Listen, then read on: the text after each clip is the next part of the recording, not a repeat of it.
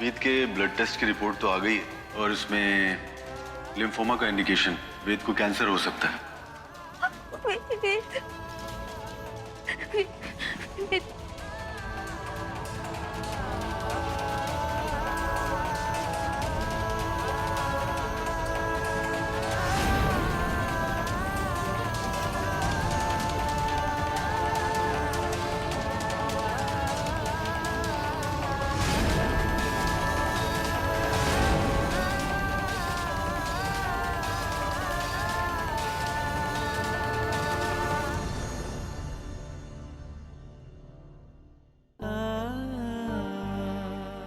साहिल, साहिल, हर बार मेरे साथ ऐसा क्यों होता है साहिल?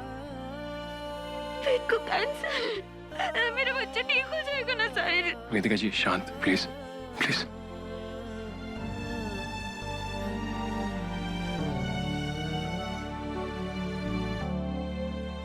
लेकिन इस वक्त आपको स्ट्रांग रहना पड़ेगा वेदिका जी। हाँ, आप ऐसे नहीं टूट सकते, क्योंकि अगर आप टूट गई तो फिर वेद को कौन संभालेगा? मैं आपसे वादा करता हूँ, हम दोनों वेद को कुछ नहीं होने देंगे। आई प्रॉमिस यू, कुछ नहीं होगा उसे। कुछ नहीं होगा, कुछ नहीं होगा उसे।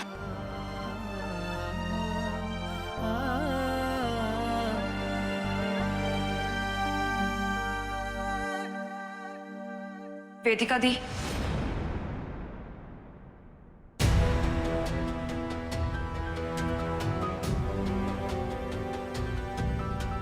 आप काफी थक गई होंगी, घर जाइए और आराम कीजिए। यहाँ मैं और साहिल हम दोनों ही है वेद की देखभाल के लिए। नहीं नहीं, मैं नहीं जाऊंगी वेद को छोड़ के। मैं वेद को छोड़ के कहीं नहीं जाऊंगी। दी सुनिए मेरी। क्या कर रही हो तुम? ये सही टाइम नहीं है सब डिस्कस करने का। वहाँ वेद की तबीयत खराब हो रही है और वेदिका जी के यहाँ होना इम्पोर्टेंट है। हम उन्हें ऐसे नहीं जाने के लिए कह सकते। So please please understand. Thank you.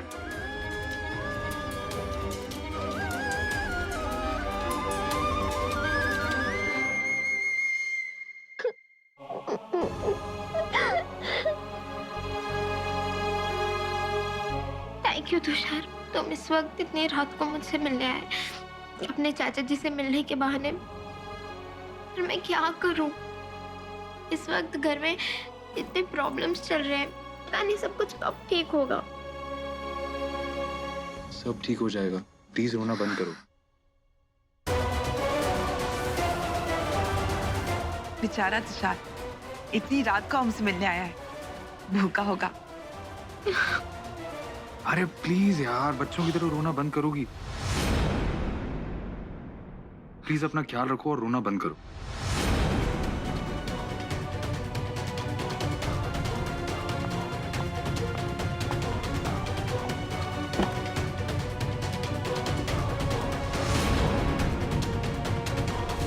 अरे चाची। तुषार, मुझे लगा भूख लगी होगी। थैंक्स फॉर द फूड, बहुत भूख लगी है। ले खा ले। Thank you. और तुषार, कमरे में कोई था क्या? नहीं तो, अकेले ही तो हूँ। अरे हमने तुम्हें बात करते हुए सुना। अच्छा वो आप भी ना चाची, एक्चुअली एक फ्रेंड से फोन पे बात कर रहा था। उसके घर पे ना कुछ फैमिली इश्यूज चल रहे हैं, तो उसे समझा रहा था कि सब ठीक हो जाएगा। ओए होए, क्या बात है, बड़ी लड़कियों शड़कियों से बातें कर रहा है आजकल। हाँ अच्छा है, घूम फिर ऐश कर, खूब दोस्त बना। लेकिन एक बात ध्यान से सुन ले, वो आर्या माथुर टाइप की लड़कियों से ना दूर रहना।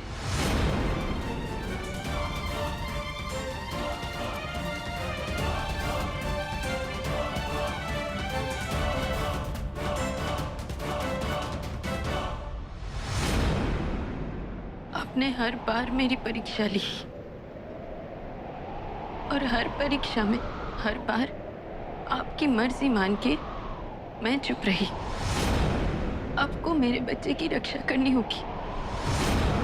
उसके लिए आपको चाहे मेरी जितनी भी परीक्षा लेनी है आप ले लीजिए, पर वेद को एक खरोंच भी नहीं आनी चाहिए और ये आपको करना ही होगा।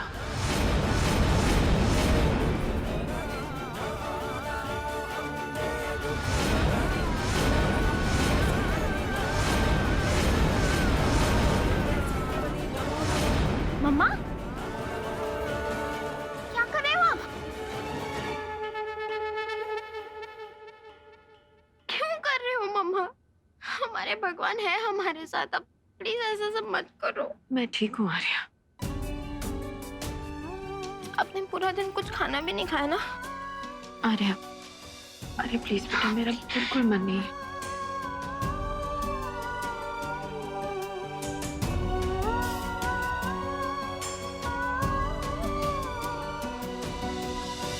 अगर आप अपना ख्याल नहीं रखेंगी तो आप वेद को कैसे संभालेंगे?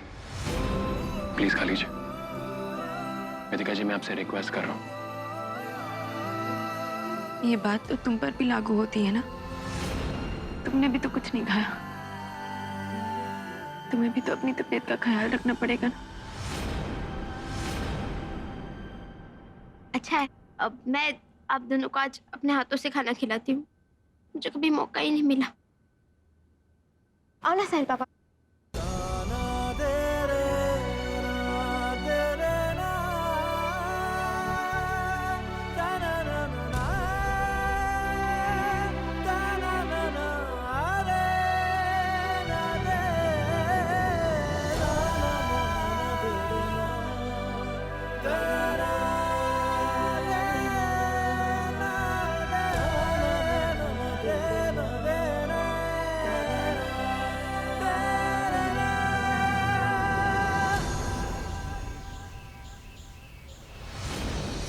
आज से नवरात्रि की शुरुआत हो रही है पंडित जी, इसीलिए पूजा रखवाई है वेद की सेहत के लिए और घर की सुख शांति के लिए।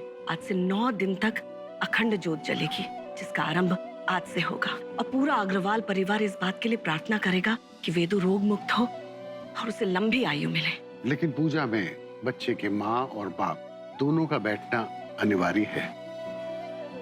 नमस्कार पंडित जी, एक बात पूछनी जरूरी थी।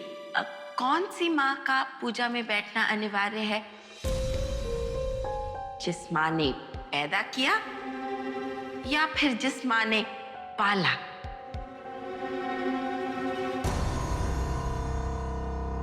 इस बच्चे ने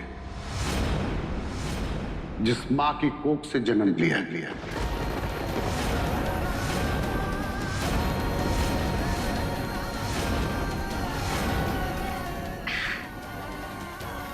यदि वो माँ इस अखंड ज्योत की स्थापना करती है, तभी पूजा संपन्न होगी और फलीभूत होगी। पंडित जी, क्या सिर्फ जन्म देने से ही कोई माँ बनता है? हाँ, मैंने वेद को जन्म नहीं दिया, लेकिन मैं उसकी माँ हूँ हर मायने में। जिस दिन उसे पहली बार अपनी गोद में उठाया, उसी पल से उसकी माँ बन गई थी। इन 5 सालों में बस अपने बच्चे के लिए जी हूं मैं। वो रोया तो उसे बहलाया, उसे चोट लगी तो सहलाया, वो जब रूठा तो उसे मनाया, अपने हाथों से उसे खाना खिलाया। तो ऐसा कुछ नहीं है जो एक माँ करती और मैंने ना किया हो। तो फिर आज अपने बेटे के लिए पूजा में बैठने का हक मुझे क्यों नहीं है? जन्म भले इन्होंने दिया, लेकिन ये क्या जानती है वेद के बारे में? हाँ दी, बताइए कि वेद ने पहली बार चलना कब शुरू किया? या फिर वो पहली बार कब रोया? वो पहली बार कब बोलने लगा? या उसका पहला दांत कब टूटा? बताइए।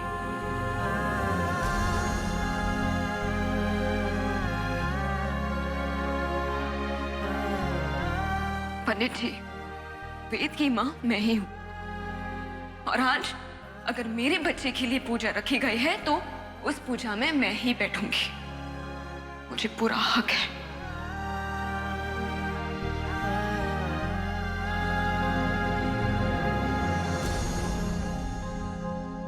पंडित जी, भगवान तो कोई भेदभाव नहीं करते। क्या ये पॉसिबल है कि दोनों माएं पूजा में बैठे?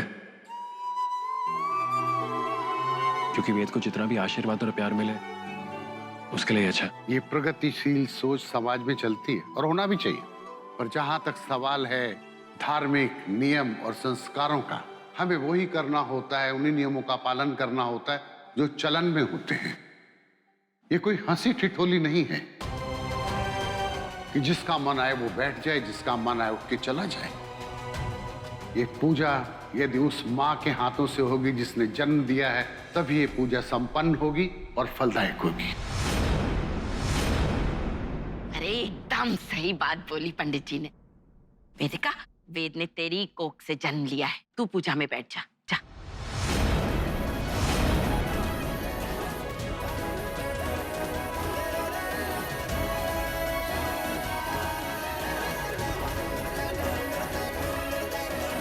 भूमि, मैं जानती हूँ तुम क्या महसूस कर रही हो, पर ये हो जाने दो वेद के खातिर। देखो, मेरी पूजा में बैठ जाने से तुम्हारा प्यार या तुम्हारा हक तो कम नहीं होगा ना। माँ के प्यार में स्वार्थ नहीं होता है भूमि, और वेद के लिए तो कोई भी कुर्बानी कम है।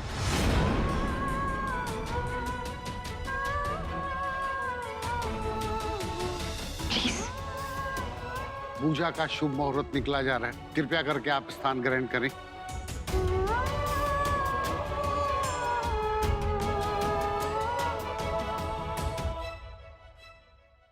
बच्चे के पिता को साथ में बिठाया जाए। पंडित जी, बच्चे के पिता की तो मृत्यु हो चुकी है।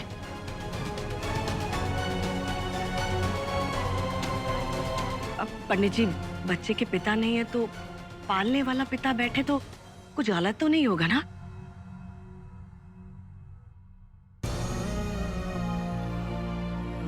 काश तुम्हें पता होता साहिल कि वेद के असली पिता तुम ही हो।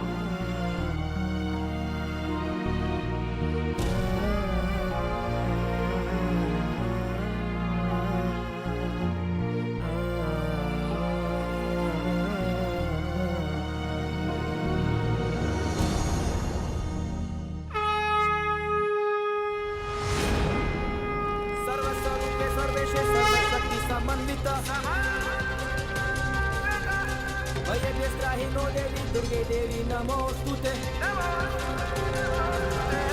सर्वस्वरूपे सर्वेशे सर्वशक्ति समन्विता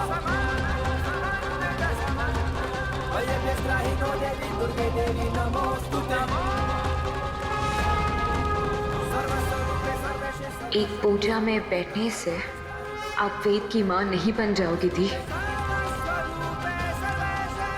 इन 9 दिन की पूजा पूरी होने तक सब जान जाएंगे कि वेद की असली माँ कौन है।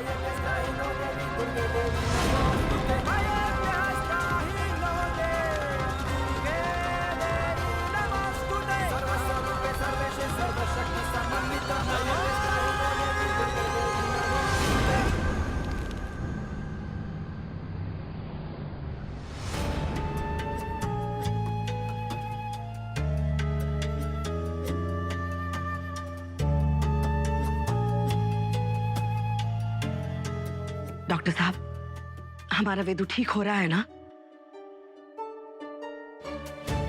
देखिए, अभी के लिए तो हालात संभल गए हैं और हम ये पूरी कोशिश करेंगे कि जब तक सारे टेस्ट नहीं हो जाते तब तक उसे कोई दर्द या तकलीफ ना हो। देखिए, किसी भी बीमारी में दवा के साथ साथ आप लोगों का मनोबल और विश्वास भी बहुत जरूरी है। बच्चे के सामने बीमारी का जिक्र ना करें, उसे खुश रखें और दुआ करें। हम ख्याल रखेंगे।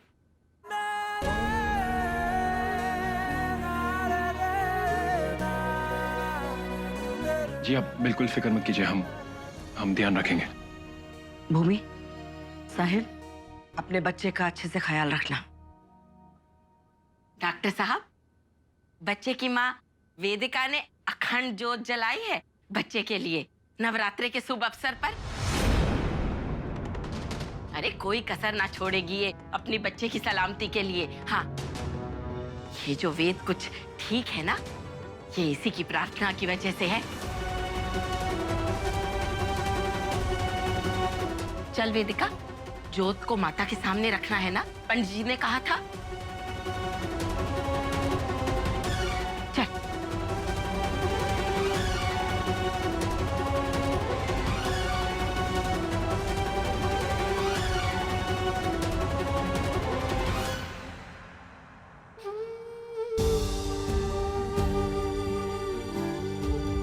मेरे बच्चे की रक्षा करना देवी माँ, उसके सारे कष्ट दूर कर देना।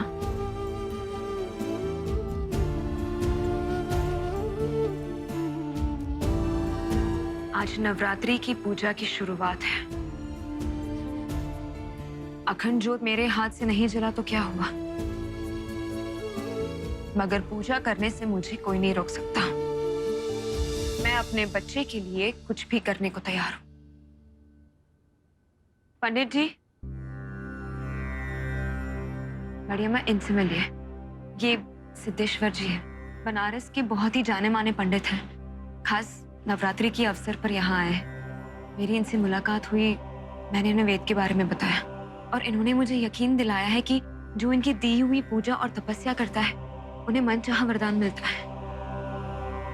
सुबह जो पंडित आए थे उनका ये मानना था ना कि जन्म देने वाली माँ ही सब कुछ होती है,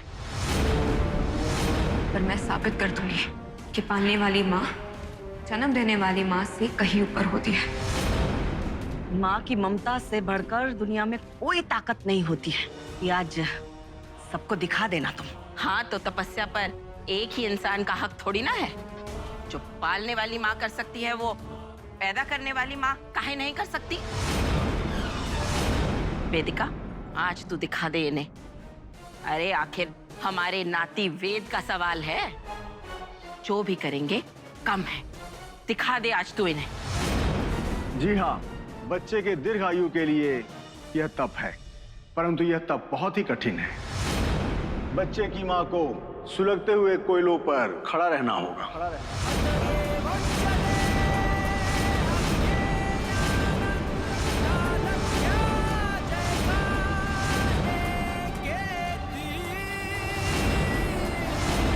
वो भी एक पैर पर, और मेरे द्वारा बताए गए मंत्र का 11,000 बार उच्चारण करना होगा।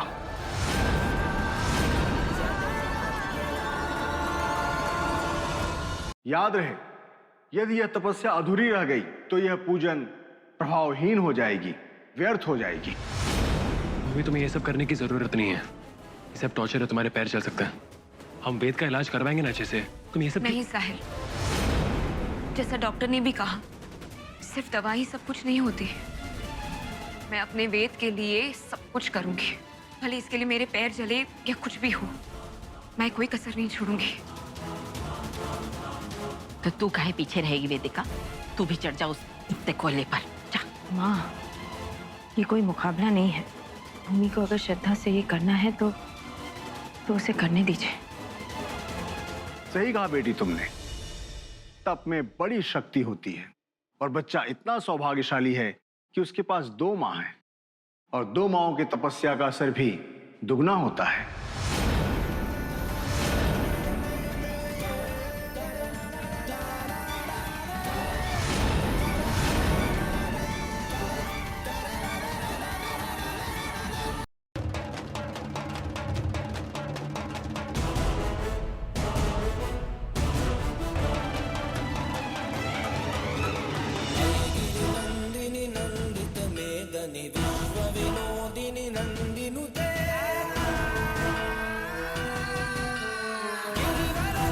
शिरोधिनि वासिनि विष्णु विलासिनि जिष्णु